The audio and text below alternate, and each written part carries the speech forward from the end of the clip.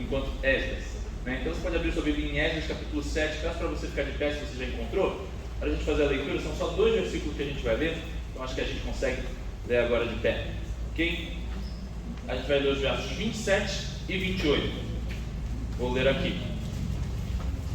Bendito seja o Senhor, o Deus de nossos antepassados, que pôs no coração do rei o propósito de honrar desta maneira o templo do Senhor em Jerusalém, e que por sua bondade levou o rei, os seus conselheiros e todos os seus altos oficiais, como a mão do Senhor, meu Deus, esteve sobre mim. Tomei coragem e reuni alguns líderes de Israel para me acompanhar. Amém? Você pode se sentar. Isso é Esdras capítulo 7, verso 27 e verso 28. Bom, ontem estive com alguns irmãos numa reunião fora do dia da nossa célula, e num dos momentos de conversa eu lembro que a gente ficou comentando sobre o Senhor dos Anéis, que é uma série de livros e filmes muito conhecida, né? E é engraçado que eu já tinha escrito o sermão e já tinha planejado mencionar o Senhor dos Anéis aqui. Tem uma cena maravilhosa em Senhor dos Anéis, do Retorno do Rei, em que os personagens estão diante, digamos, de uma missão final. Eles já tinham realizado grandes coisas ao longo da história, e a maioria das coisas que eles fizeram foram coisas realmente muito difíceis, numa situação em que muito provavelmente eles seriam derrotados, mas de alguma maneira eles conseguiram vencer. Então eles já tinham passado por várias situações um tanto que perigosíssimas, e que parecia certo que as coisas não funcionariam, e de alguma maneira funcionaram. E agora eles tinham um desafio final. E nesse desafio final, então, eles começam a elencar: olha, a gente vai até lá, provavelmente vamos todos morrer, porque o exército inimigo é muito maior que o nosso, e nós estamos indo para lá justamente para morrer, porque na realidade a gente quer chamar a atenção para a gente, para o nosso colega conseguir se infiltrar sem ninguém ver. Então a gente está indo para uma missão suicida mesmo, a gente está indo lá sem perspectiva de sair vivo, e vamos ver o que acontece. Vamos atacar o nosso inimigo nas portas do reino dele para ver o que acontece. E aí eu lembro que o momento que eu amo é porque um dos personagens, o anão chamado Gimli, está fumando seu cachimbo e faz a observação. Ele diz assim: bom, estamos certos de que pouca chance de sobrevivência, alta probabilidade de morte. O que estamos esperando? Eu achava maravilhosa essa sequência dele. Pouca chance de sucesso, alta probabilidade de morte. E o que a gente está esperando? Vamos lá. Porque eles já tinham passado por tanta coisa, e eles já tinham visto tanta coisa, em que parecia que não havia chance deles vencerem. E eles venceram, a tal ponto que ele foi capaz de dizer isso. Ora, se há certeza de que, se há certeza de dificuldade, se há uma alta probabilidade de a gente morrer, vamos lá. Porque é exatamente isso que a gente tem que fazer. A gente fez isso ao longo da história inteira, na hora de fazer isso de novo. É a última vez, a gente precisa terminar o serviço. Assim pensou o Gimli. E eu acho isso muito legal. Ele chega num ponto em que ele diz: olha, eu acho que a gente precisa prosseguir. Já estamos nessa jornada e a gente tem conseguido. Então vamos fazer mais uma vez. Os irmãos me desculpem, eu lembrei que eu não coloquei o meu tempo. Vocês sabem que se eu não marcar o tempo, eu seguro vocês aqui pelo resto da eternidade. Bom, ou pelo menos eu fico aqui, né? Vocês talvez vão embora. Depois de 2 horas ainda mais. Mas aí, o que acontece é que Esdras, ele é um exemplo disso. A história de Esdras nos mostra isso. Ele está olhando a situação, ele vê todas as dificuldades, e sabe de uma coisa? Então vamos! É exatamente assim que devemos ir. Se todas essas dificuldades estão diante de nós, em frente, ande, vá para frente. E há uma razão para isso, e uma análise que ele faz do que ele já viveu, do que foi vivido antes dele e do que ele está por viver. E é um pouco sobre isso o texto que a gente lê. Então vamos conversar um pouco sobre o contexto que chegou ao texto que a gente leu. Bom, alguns dos irmãos vão se lembrar que na nossa leitura bíblica diária a gente tem lido a história do profeta Jeremias, e também até a semana passada estávamos lendo o livro de 2 Crônicas. E tanto em Jeremias quanto em 2 Crônicas a gente está diante do momento da queda de Jerusalém. Queda de Jerusalém porque a capital do reino do sul de Judá caiu, ou seja, ela foi derrotado numa batalha, sua muralha foi destruída, seu templo foi destruído também, e os cidadãos foram, em sua maioria, retirados de lá, exilados, levados para a Babilônia. E aqueles que não foram levados para a Babilônia eram de extrema pobreza e, percebendo que não tinham nenhuma perspectiva de sobreviver ali, vão para o Egito, ou seja, deixam Jerusalém, ou melhor, deixam as ruínas de Jerusalém como uma cidade fantasma. Essa é a situação de Israel quando eles vão embora. Mas isso tudo tinha sido previsto pelo profeta Jeremias, que disse: olha, vocês vão passar 70 anos em cativeiro, mas depois de 70 anos o Senhor os trará de volta para reedificar esta cidade. E então, eles de fato ficam 70 anos em cativeiro, e exatamente no 70º ano, Ciro, conhecido como Ciro o Grande, baixa um decreto ordenando que os judeus retornem à sua terra. E assim muitos retornam, e acontece a reconstrução do templo, que é narrada no começo do livro de Esdras. E é narrada inclusive com o auxílio da profecia do profeta Zacarias e do profeta Ageu. E então o templo é reconstruído. Mas depois que o templo foi reconstruído, é isso. E diga-se passagem, vocês vão observar isso quando a gente estiver lendo o livro de Zacarias e o livro de Ageu, foi bem difícil convencer aquele povo a reconstruir o templo. Mas uma vez que o templo estava reconstruído, é isso. Ninguém mais se importou com nada. E não houve mais um trabalho para reedificar a cidade em si. Eles moravam ali em volta, mas sem muito cuidado com aquilo. A ponto de que Neemias, como a gente leu sexta-feira no nosso comentário bíblico, teve de ir para organizar as coisas e fazer a construção da muralha. Mas entre a ida de Neemias e a saída após 70 anos, tem uma ida no meio. Como assim uma ida no meio? Depois da reconstrução do templo, como eu disse, nada mais aconteceu. Então Esdras se levantou e disse que eles deveriam ir mais uma vez. O capítulo 7 é o capítulo onde Esdras surge na história do livro de Esdras. Ou seja, os 6 capítulos anteriores são introdução, são aquilo que eu falei da vinda do povo de 70 anos depois. Mas muitos deles ficaram na Babilônia, inclusive a família de Esdras, aparentemente. Esdras então conclui: precisamos voltar para casa para ensinar a lei do Senhor ao povo e para fazer tudo o que pudermos para reconstruir a nossa nação. Esdras então tem contato com o rei, que baixa um decreto, mais uma vez, ordenando ou patrocinando esse retorno, oferecendo dinheiro e oferta para ajudar na reconstrução de Jerusalém, e chama Esdras para ser o seu enviado especial para ensinar a lei do Senhor ao povo que ali está morando. Esse é o contexto desse texto. Se você ler o capítulo 7, você vai ver que parte do capítulo 7 é a carta, decreto, enviada pelo rei, na época já não mais Ciro, Artaxerxes, enviada pelo rei, ordenando o retorno e dizendo o que Esdras tinha poder para fazer e o que ele deveria fazer. Então está tudo lá enumerado na carta, até o verso 26. E então chegamos ao verso 27 e o verso 28. Os versos 27 e 28 são a descrição de uma oração feita por Esdras diante de tudo que ele já tinha visto o Senhor fazer.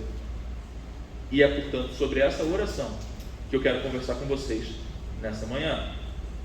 Bom, essa oração começa com um bem-dizer ao Senhor, como a gente costuma dizer, um ato de glorificar a Deus.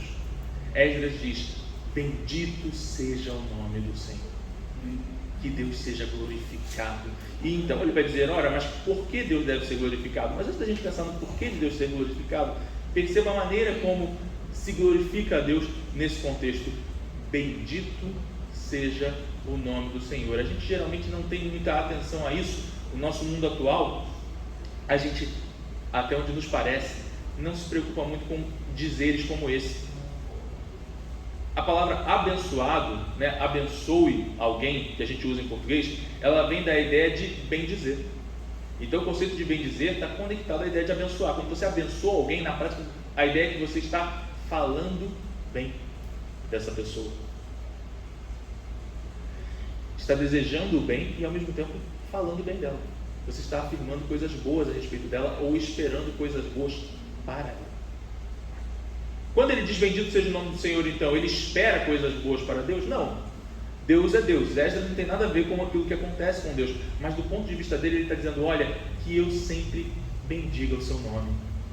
Que da minha boca não venha palavras que possam falar mal do meu Deus, tampouco que da minha boca ou que das minhas atitudes não se possa tirar que Deus é menor ou menos importante, que as pessoas olhem para mim e percebam que a minha vida bendiz ao Senhor.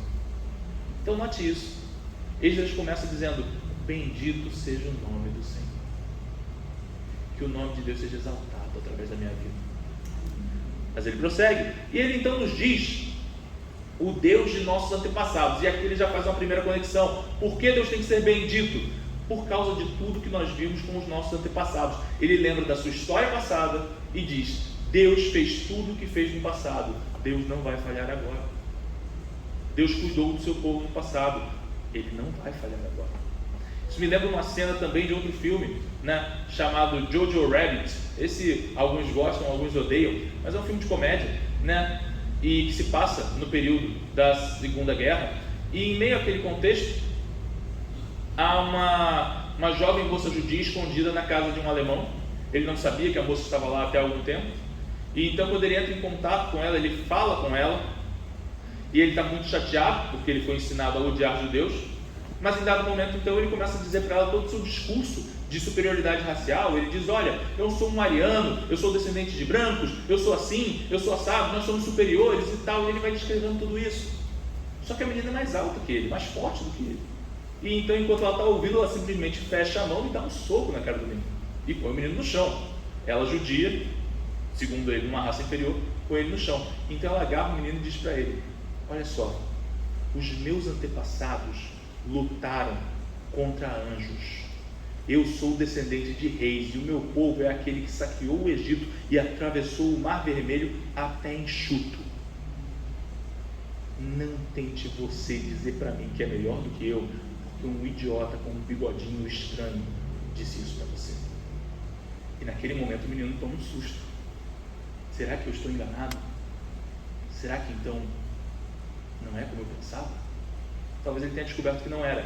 Mas a questão para nós aqui é: perceba o orgulho que essa menina tem de vir de onde ela veio, de ser quem ela é.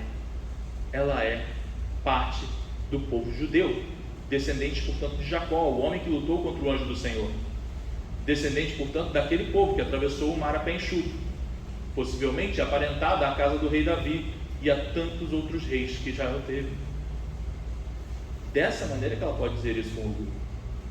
O interessante para nós é que, por um lado, essa menina fez exatamente como Esdras, e eu já vou dizer que ela também não fez como Esdras daqui a pouco, mas no primeiro momento ela fez exatamente como Esdras ensinou: bendito seja o Deus dos nossos antepassados. Veja só tudo que aconteceu no passado, reparem em tudo que Deus fez no passado, lembrem-se também dessas coisas.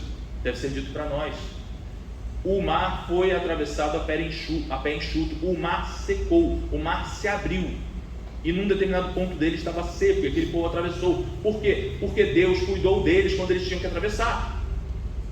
De fato, Jacó lutou contra o anjo, mas a verdade é que se ele luta contra o anjo de Deus, não há a menor possibilidade dele vencer uma luta contra o anjo de Deus, não fosse o fato de que Deus queria dar a vitória a Jacó. Tanto assim é que na realidade, aquela história é contada como uma vitória, mas na realidade, todos sabem que o anjo do Senhor estava em completa condição de derrotá-lo, e já tinha inclusive imobilizado a perna dele de uma tal maneira que ele mancou pelo resto de sua vida. Porém, Deus, em sua infinita misericórdia, ainda diz a Jacó: prevaleceste.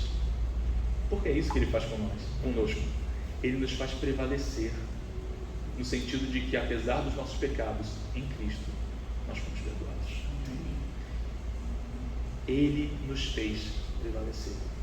Ele nos fez, ou melhor, fez o seu povo atravessar a pé enxuto no Mar Vermelho. Ele cuidou de cada rei de Israel, de maneira que chegasse o Rei Supremo, o Rei Eterno, o Senhor Jesus Cristo. Ele cuidou do seu povo ao longo de toda a história. Ele cuida de nós. O primeiro ponto para Esdras, é: o Senhor está conosco, porque eu sei o que Ele fez na história. Se o Senhor tem cuidado de todos nós ao longo da história, Ele cuidará de todos nós agora. Esteja preparado para fazer aquilo que Deus tem te chamado a fazer, porque a verdade é que perceba o que Ele fez ao longo da história. o nosso Deus não muda. Ele vai continuar fazendo, Ele vai continuar cuidando, Ele vai continuar junto do seu povo, porque o Senhor não abandona. Na verdade, quando Esdras diz essas coisas, ele está se recordando da aliança de Deus. E a aliança de Deus só é quebrada sempre por um lado, o nosso lado. Porque Deus não quebra a sua aliança. Deus não abandona. Nós o abandonamos muitas vezes, mas Deus não abandona. Lembre-se disso, para perceber que no momento em que nós pedirmos perdão, no momento em que nós quisermos estar de novo numa aliança com o Senhor, nós estaremos, porque Deus não abandona. Esdras sabe disso. Deus não abandona. Bendito seja o Senhor, Deus de nossos antepassados. Ele esteve conosco ao longo de todo o caminho. Mas não é só isso que leva Esdras a falar o que diz. Ele diz: porque o Senhor moveu o coração do rei e de todos os seus conselheiros, fez com que eles estivessem conosco. E então ele diz: com a sua mão usou o meu serviço. A ideia de Esdras ali, nesse pequeno trecho do versículo 28, é dizer que a mão do Senhor agiu como se Esdras fosse seu instrumento. Tal qual uma bisturi é um objeto importante para um médico, ou tal qual um martelo é importante para um carpinteiro, ou tal qual as teclas de um computador são importantes para tantos serviços que nós podemos fazer. Ele está dizendo: eu sou um instrumento do Senhor. Esdras percebe isso. Olha, Deus é glorificado, Deus deve ser bendito, porque eu sou seu instrumento e Ele me usa muito bem. A nossa tendência é sempre procurar encontrar glória em nós mesmos. E aqui é a razão pela qual eu disse que a menina também estava errada. Por que aquela menina estava errada? Porque no final ela acha que quem derrotou o anjo, de fato, foi Jacó, no sentido de que Jacó teria vencido de qualquer maneira pela sua incrível força. Aquela menina disse sobre ser descendente de reis, como se os reis é que fossem importantes na história. Mas na realidade, Davi só foi levantado porque o Senhor, aprove ao Senhor exaltar Davi e cuidar da sua casa até que viesse o Filho de Deus. Ora, a verdade é que eles só atravessaram o mar a pés enxutos porque Deus abriu o mar. É verdade que eles só sobreviveram às batalhas e a todas as lutas que vieram porque Deus cuidou deles. Então o ponto em que aquela menina estava errada era em pensar que era por causa do sangue do seu povo, da sua herança genética, da sua grandeza, que eles haviam sobrevivido. Eles não sobreviveram por isso. Mas, se fosse por isso, não haveria razão pela qual ter esperança. Porque, ora, muito bom que nós conseguimos sobreviver no passado, mas o que me garante que vamos conseguir sobreviver agora? Será que o nosso sangue vai continuar sendo tão forte? Será que a nossa estirpe, o nosso grupo racial é forte o suficiente para vencer? Quem sabe? Talvez sim, talvez não. Mas quando a confiança está no fato de que o Senhor nos usa como seus instrumentos, aí então Esdras pode dizer: não há a menor chance de falhar, porque Deus não pegaria um instrumento para cortar errado. Deus não pega as teclas para perceber que errou e ter que deletar. Deus não pega o martelo para errar o prego. Deus não falha quando pega os seus instrumentos. Então aquele que sabe que é instrumento do Senhor será usado, e será usado de maneira correta, porque Deus não erra. Deus não vai falhar. Ele toma os seus instrumentos e os usa corretamente. É isso que Esdras está dizendo. Olha, a mão do Senhor me usou. Eu percebo agora que a mão do Senhor me usou, porque eu fui até o rei, e o rei me agraciou com esta ordem para voltar ao meu povo e poder ensinar a lei, e poder ajudar para que o templo fique ainda mais bonito, pois a missão tinha a ver com embelezar o templo. O Senhor me usou como seu instrumento. Eu estou aqui porque Ele me usou assim. Note, portanto, que quando você confia em Deus, quando você bendiz o nome do Senhor e não ao seu próprio nome, aí nós descobrimos algo poderoso. Nós descobrimos que a nossa missão passa a ser uma missão sem risco de falha. Talvez quando nós observarmos, talvez do nosso ponto de vista pareça que falhamos, mas não existe a menor possibilidade de Deus falhar. E portanto Ele usa seus instrumentos da maneira que bem lhe aprouver. Esteja preparado, para a maneira que Deus quiser usar. Eu me recordo de uma história de um pastor que ele contava e eu achava maravilhoso. Ele dizia que ele era carpinteiro também. Nas horas vagas ele gostava de fazer carpintaria. Então ele tinha uma carpintaria na casa dele e todo mundo olhava o que ele fazia, né? Ele fazia espadas para dar para as crianças do condomínio onde ele morava. Ele fazia vários objetos de madeira e dava de presente para as pessoas. Só que então as pessoas iam na casa dele, viam a carpintaria dele com todos os aparelhos. Ele tinha comprado aparelhos muito bons nos Estados Unidos e diziam: você é muito bom, mas também, né, com todos esses instrumentos que você tem aí, qualquer um faz. O que já é uma grande maldade, né? Puxa vida, então faz aí para eu ver, né? Mas diziam isso para ele. E quando ele ouvia isso, ele prontamente se lembrava de quando ele era missionário lá no Pantanal. E esse homem, como missionário no Pantanal, lembrava de ter aprendido o ramo da carpintaria com um outro missionário que era carpinteiro ali por necessidade, né? Precisava fazer os objetos que usava de madeira, que era a única coisa que tinha. E então ele chegou naquele lugar e encontrou uma cama linda, feita a partir do tronco da raiz de uma árvore. Ele olhou aquela cama linda, maravilhosa, e disse: nossa, que trabalho incrível você fez aqui. Com o que você fez? E o homem puxou um canivete cego. Quando o carpinteiro é bom, até um canivete cego ele usa bem. A gente precisa perceber que a nossa posição geralmente é de canivete cego, porque diante de Deus nenhum de nós é um instrumento muito bom. Diante de alguém tão glorioso como o nosso Deus é, nenhum de nós vai poder de fato se considerar um daqueles aparelhos riquíssimos trazidos dos Estados Unidos, da história que eu contei. Todos nós somos os canivetes cegos. Porém, quem realmente entende isso, quem se entende como canivete cego, esse sim Deus há de usar, para que ninguém diga: também com esses aparelhos que você tem aí. Nós precisamos perceber que nós somos canivetes cegos para Deus nos usar poderosamente. E a gente percebeu isso. Eu sou um instrumento, o Senhor faz. Vale lembrar dessa história, da história do rei Josafá, que nós também lemos em 2 Crônicas. O rei Josafá estava preparado para uma batalha terrível, porque 3 nações do seu entorno se uniram para atacá-lo, e dessa maneira o exército inimigo era 3 vezes superior ao dele. Ele então vê aquilo, ele recebe a informação de que esses homens estão vindo e pensa: não há como vencermos. E no que ele percebe que não há como vencer, ele convoca todo o povo e diz: vamos orar, porque essa é a nossa única chance. Então todos colocam suas vestes de humilhação e passam a orar ferrenhamente durante uma noite inteira. E enquanto Judá inteira orava, um profeta foi chamado. Ele se levanta, vai até o rei e diz: não se preocupe mais, porque esta batalha não é vossa, a batalha pertence ao Senhor. Quando o Senhor disser: a batalha pertence a mim, aí você pode ter certeza, não seremos derrotados, seremos instrumentos da sua gloriosa vitória, porque a batalha pertence ao Senhor. Esdras entendeu. Esdras olhou tudo que Deus fez ao longo daquele caminho e não pensou: eu que fiz, eu falei com o rei, eu com minha boa eloquência mostrei meu conhecimento e o rei ficou impressionado com o que eu disse e assim eu o convenci. O que Esdras tem a dizer é: o Senhor moveu o coração do rei com a sua boa mão, porque Deus tem poder para isso.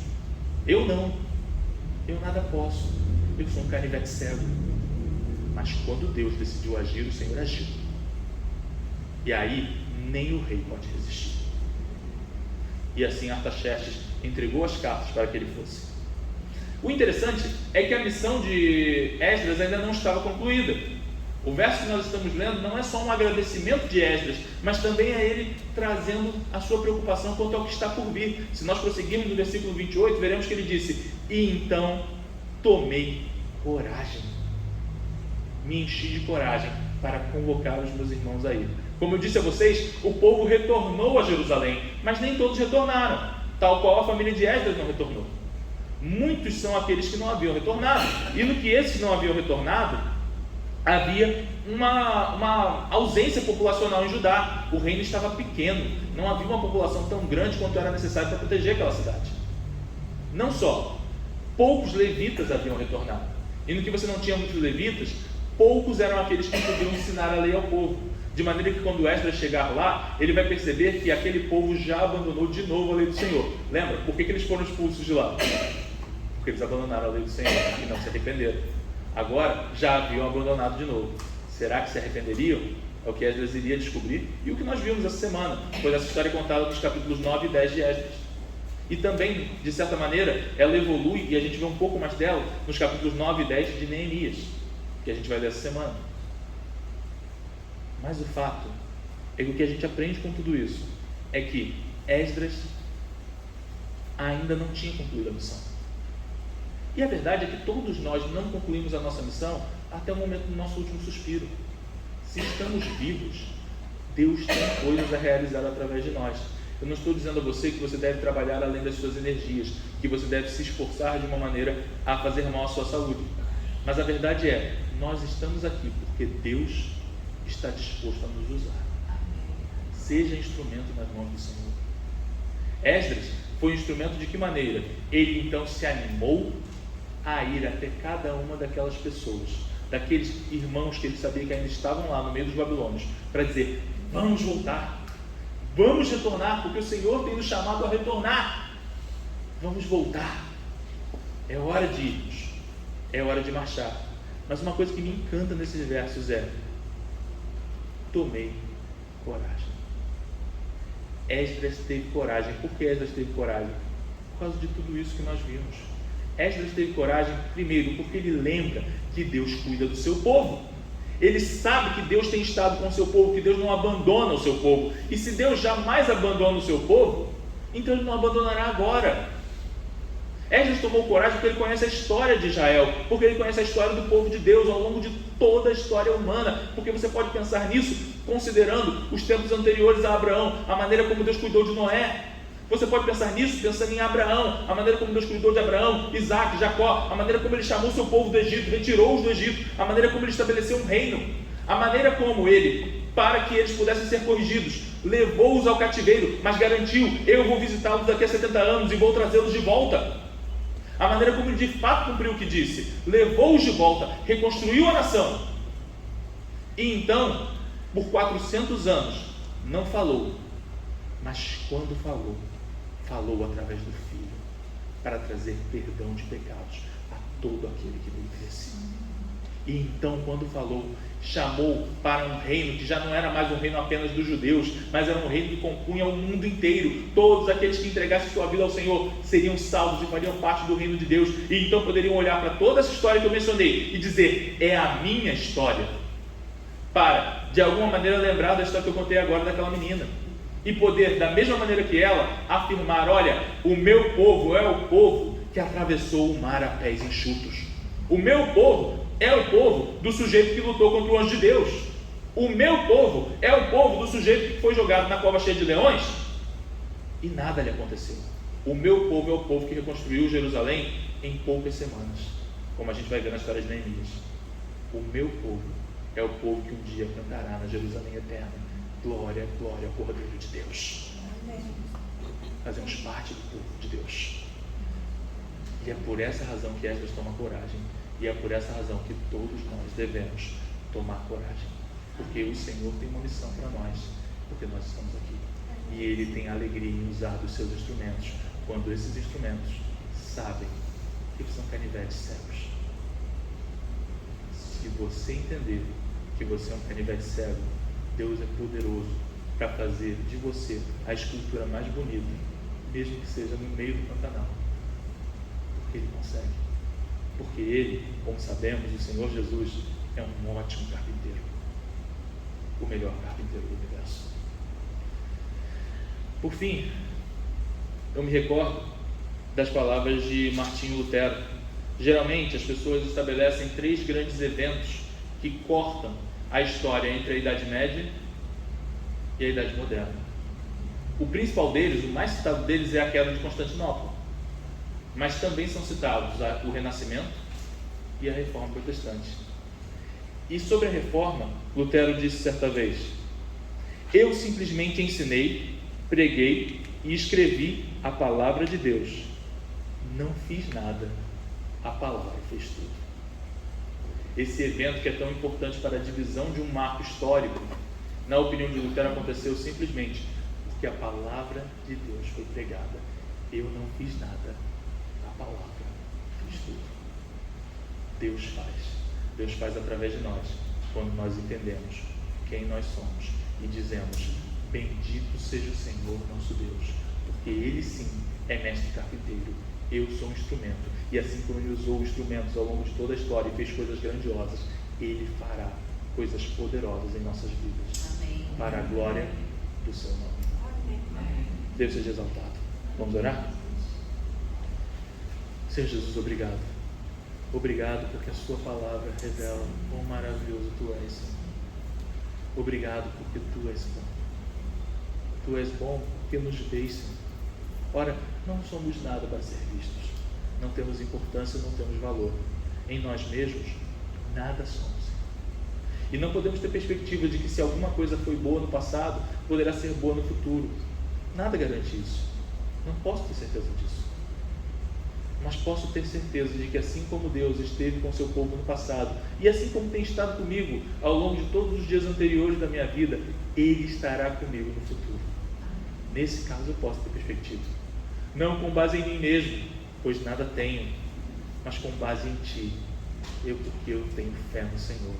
Fé de que Deus tem cuidado de nós. Senhor, enche todos os meus irmãos aqui de coragem, que nós possamos ser tomados de coragem, porque assim como nós percebemos que Deus cuida do seu povo, Ele não abandona, que Deus cuidou da nossa história até esse ponto aqui, e cuidará para o futuro também, estará conosco.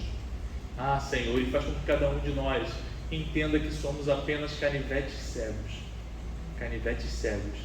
nas mãos de um grande mestre carpinteiro. Vem sobre nós nessa manhã, Senhor, em nome de Jesus. Amém. Pastor Juscelino.